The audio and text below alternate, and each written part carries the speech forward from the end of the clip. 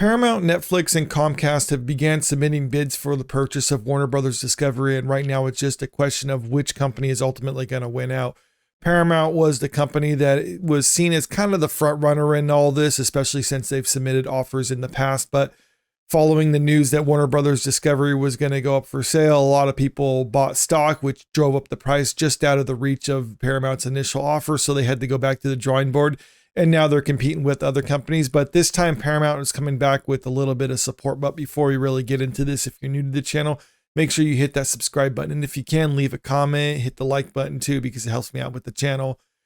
So with Paramount, initially they were, what was it? It was $23.50 per share, which would have been over $50 billion deal. And that now has been rejected.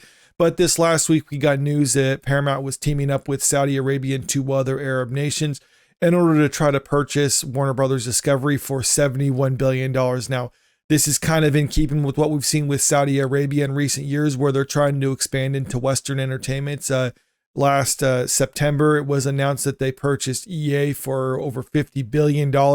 So I think it would stand the reason that, yeah, they'd be willing to purchase a major studio like Warner Brothers Discovery. But one of the things when that news got out was Paramount at least did what some people interpreted as denying that they're working with Saudi Arabia, but that's not quite the case when you look at Paramount's actual statement, or at least their statement seemed a little odd, because the way it initially read was, at least the news was, that Paramount was working with Saudi Arabia and 2 other Arab nations to purchase Warner Brothers Discovery for $71 billion. To that, Paramount said that that information is, I believe they said the exact words, categorically inaccurate.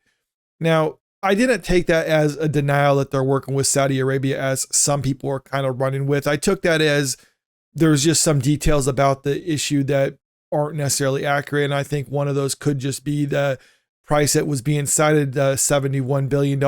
Perhaps that's actually the price, or maybe it's just a little bit different than that, because that's a nice round number. So it's like, it's not $71 billion, it's $71.123 billion or whatever. I mean, it could just be around that area because media outlets like to ballpark it or just kind of round the numbers off. But that's a way for Paramount to deny the reporting without actually lying, because with this bidding going on between them, Netflix, and Comcast, they have all the incentive in the world to try to downplay that news or to try to conceal how much they're actually willing to spend on this one, because otherwise they can just be outbid by their competitor or something like that. So there's a reason for them not to basically come forward and confirm that that information is accurate. But the news that they're working with Saudi Arabia has gotten a lot of attention, because one thing that I even talked about on this channel in the past is that Zack Snyder has a pretty good working relationship with Saudi Arabia. And according to insider information, that was actually the ones where I initially saw that they're working with Saudi Arabia, they were also saying that Saudi Arabia wants to basically restore the Snyderverse if they end up winning this contract. And if that's the case, then Zack Snyder will come back. And that seems to kind of coincide with what we've seen with Zack Snyder on social media in recent weeks, where he's seems to be constantly posting pictures from his version of DC and other stuff like that. And it seemed kind of strange that he's going to be doing this all of a sudden. But now when you look at it in the totality of everything going on surrounding Warner Brothers, it does really feel as if he does plan on coming back. Even if Paramount doesn't ultimately win out, Zack Snyder also has a pretty good working relationship with Netflix.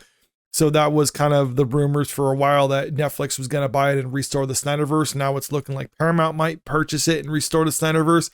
And Zack Snyder might even have an in with Comcast, because, again, that same insider was saying that if Comcast purchases it, they're not necessarily going to fire James Gunn, but they're going to bring in Zack Snyder to help with future DC projects. So in essence, kind of restore the Snyderverse, but just in a softer manner than what the other ones would. So Zack Snyder does at least come across as wanting to come back and being able to come back, and at least having that in with the people looking to purchase Warner Brothers Discovery, having that relationship with him. But one of the things about this is questioning whether or not fans actually want Zack Snyder to come back. And so far, the sentiment on social media seems to be, Grace Randolph, for people who don't know, is an entertainment journalist online, who posted this poll over on X.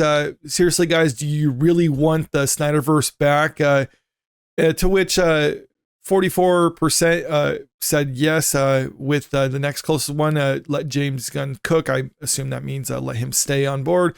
42.4%, and this is just under 20,000 votes on this poll. So not a whole, I mean, it's not like obviously a huge scientific poll. This is just from one person prominent within this space online making this post, but it does feel as if, at least that's my own personal experience, that a lot of people are interested in having Zack Snyder back, and a lot of it doesn't even necessarily have to deal with animosity towards James Gunn per se. It's just the idea is, okay, James Gunn had his chance. His movie, should I say, it was okay, but it wasn't enough to kind of like light a fire underneath the fan base to want to go out and support DC movies. Whereas when it comes to Zack Snyder, I think him returning could actually be something that would be beneficial to the studio. I think a lot of people would show up to watch another Zack Snyder movie just to see what's going to happen and what's he going to do with it, especially if he doesn't have the studio interference like he did when he was actually running things. If he was given command and given more rope in order to actually do what he wants with, then he can either take it further or he could probably hang himself with it. And I think we kind of saw this when they had the Snyder cut of the Justice League. A lot of people like that way better than what we got with the theatrical version of it. So maybe the studio could be seeing that and be like, oh, well, maybe we should just give him another shot. At least a lot of people online seem to like this. But one of the things that was also interesting about this particular poll is that a lot of people pointed out that Grace Randolph has a tendency of blocking a lot of Zack Snyder fans. Not necessarily saying that she's going all in for James Gunn or anything like that, because there has been a split between the DC fan base, between people who like Snyder, people who like James Gunn, and then there's a lot of people in the middle. So I think she finds herself in that category, but has a tendency to block a lot of the Zack Snyder's fans because she doesn't like a lot of their constant stuff that they're saying, because many times though they do try to steer all conversations or anything about DC towards Zack Snyder, or just being critical over James Gunn just for the sake of it. So with that in mind, it looks as if her poll may be a little bit more skewed. It says, so it said, according to this article, over 17,000 votes, yes, led by at 44%. But there's a catch. Randolph has blocked a huge chunk of fans over the years, including us. So the group most likely to vote for Snyder wasn't even allowed to participate. Yeah, I mean, that is something. So with the information or the results of this poll, you can probably assume that there is more people who would support Zack Snyder than what the poll actually suggests. So even though he still won that, the margin of victory could probably be larger. Randolph blocking thousands of fans effectively removes the Snyderverse most active online base. Even so, the Snyder option still won. That alone says a lot.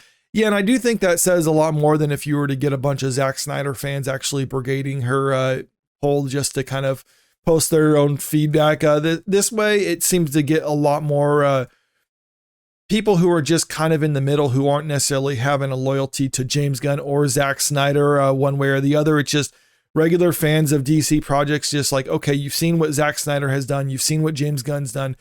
Who do you want to take over in the future? And a lot of people seem to want Zack Snyder back. People on X quickly noted that the poll isn't representative because so many accounts can't vote in the poll. Despite that, the Snyderverse still finished ahead of Gunn's DCU. This comes as the Snyderverse buzz has been spiking again, especially after Snyder's recent post, renewed interest from China, and the ongoing Warner Brothers Discovery acquisition talk involving the Saudis.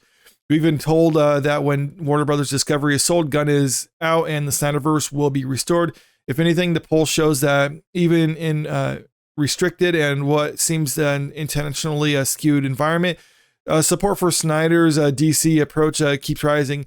And this is something, whenever a company purchases Warner Brothers Discovery, they have their own polling and their own metrics that they can look by and just try to gauge, what do fans want? What does the audience want? Does the audience want James Gunn to continue with what he's doing? Or do they want to have Zack Snyder back? I mean, putting aside any personal relationship that Zack Snyder has with these various companies in the running right now, it seems to be that the people looking to buy Warner Brothers Discovery, no matter how you slice it, want to work with Zack Snyder on DC. And it seems to be the fans are interested in having him back too. So we might actually see that, and James Gunn's movies might just be kind of relegated to what we've seen with the Matt Reeves Batman or Todd Phillips Joker, where it's like a DC movie. It's based off comic book, but it's kind of separated from everything else and kind of treated as such.